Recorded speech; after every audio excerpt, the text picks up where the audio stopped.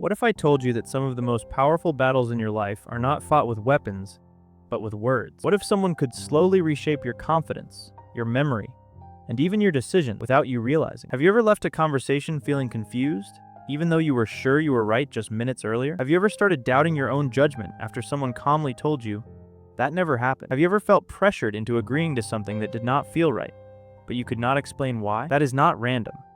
That is psychological influence. And sometimes, when influence is used strategically to destabilize, confuse, or dominate, it becomes something much darker. It becomes psychological warfare. Now, traditionally, psychological warfare refers to military psychological operations, also known as PSYOP, which are designed to influence the emotions, motives, and reasoning of target groups. But the psychological mechanisms behind those operations are not limited to the battlefield. They operate in relationships, they operate in workplaces, they operate in politics, they operate online. Today, we are going to break down the real psychology behind psychological warfare in everyday life, what research actually says about it, and how these tactics shape human behavior in ways most people never notice. And by the end of this video, you will see influence differently. What psychological warfare actually means. In military language, psychological warfare involves communication strategies designed to influence perceptions and behavior in a strategic direction. However, in civilian life, the term is often used more loosely. So let us be precise. Psychological warfare in everyday life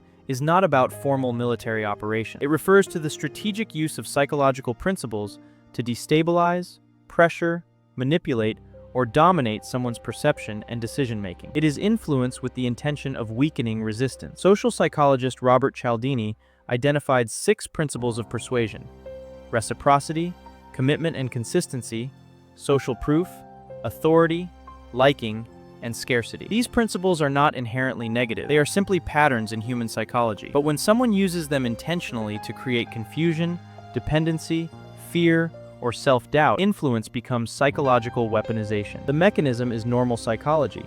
The intent is what changes everything. Gaslighting.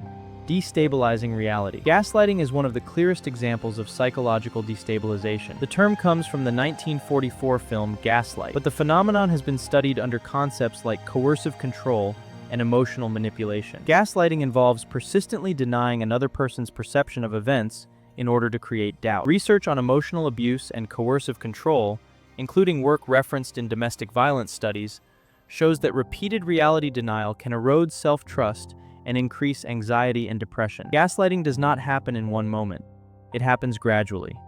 First, small corrections, then subtle contradictions, then complete denial. Over time, the victim begins to question their memory and instincts. Psychologically, this works because humans rely heavily on social feedback to validate perception. When someone consistently challenges your version of reality, cognitive dissonance begins to build. Leon Festinger's theory of cognitive dissonance explains that when our internal beliefs conflict with external information, we experience psychological discomfort. To reduce that discomfort, we sometimes adjust our beliefs. If someone can repeatedly destabilize your certainty, your confidence weakens. And when self-trust weakens, dependency increases. That is the strategic goal behind gaslighting. Isolation and social control. Human beings are biologically wired for connection. Neuroscientist Matthew Lieberman's research shows that social rejection activates similar neural pathways as physical pain. Isolation is powerful because it removes validation. In cult psychology research, including the work of Margaret Singer,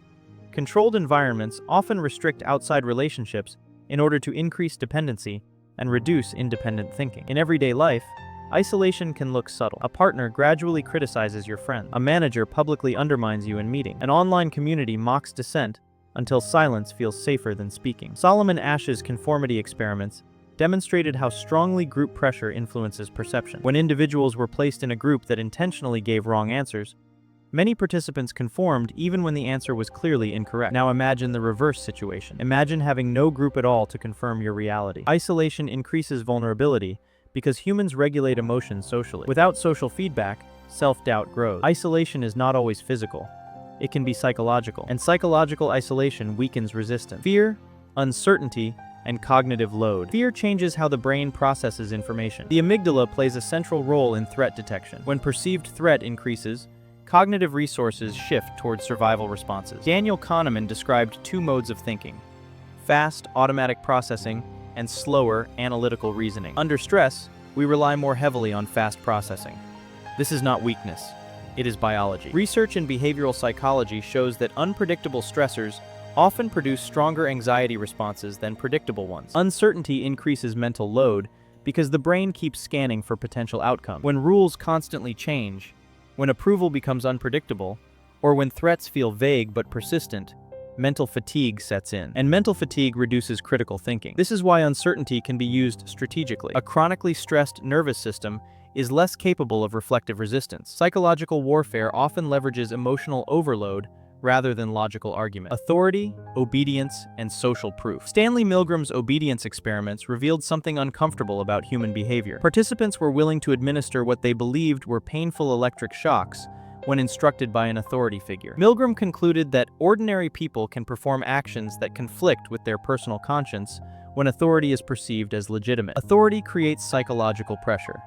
Social proof amplifies it. When we believe that everyone else accepts something, we are more likely to accept it as well. This does not mean people are weak. It means humans are social learners. Repetition increases familiarity. Familiarity increases perceived truth, a phenomenon sometimes referred to as the illusory truth effect. When a message is repeated frequently enough, it feels more credible, even without new evidence. That is not a conspiracy theory.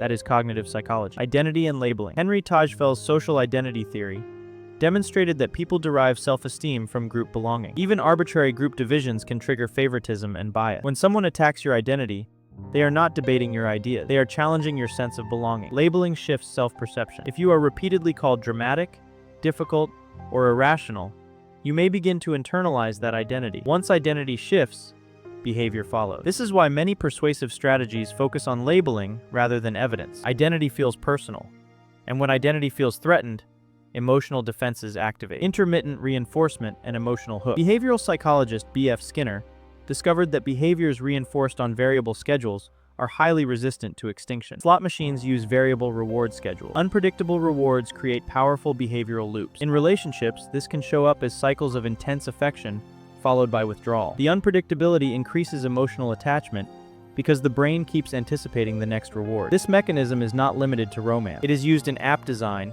marketing systems, and digital engagement models. The brain becomes conditioned to chase the next emotional spike, and conditioning is one of the most powerful forms of influence. Defense. Reclaiming cognitive stability. The first defense against psychological manipulation is awareness. Cognitive behavioral therapy research shows that identifying distorted thought patterns restores cognitive agency. Slowing decision-making reduces emotional hijacking. Seeking external perspectives restores social grounding. Asking structured questions activates analytical reasoning. Is this claim supported by evidence? Is this fear proportionate to the situation? Am I being pressured to decide quickly? Psychological destabilization thrives in confusion. Clarity restores balance. Psychological warfare does not always look dramatic. Sometimes it is subtle. Sometimes it feels persuasive. Sometimes it feels like love. The battlefield is not always physical. Sometimes it is cognitive. But here is what matters. The same psychology that makes humans influenceable also makes humans resilient. Awareness strengthens autonomy. Critical thinking strengthens independence. Connection strengthens resistance. Once you recognize the patterns, they lose part of their power. Because psychological warfare works best in the dark, and awareness turns the lights on. This is MindCraft Lab, and understanding the mind is the first step to protecting it.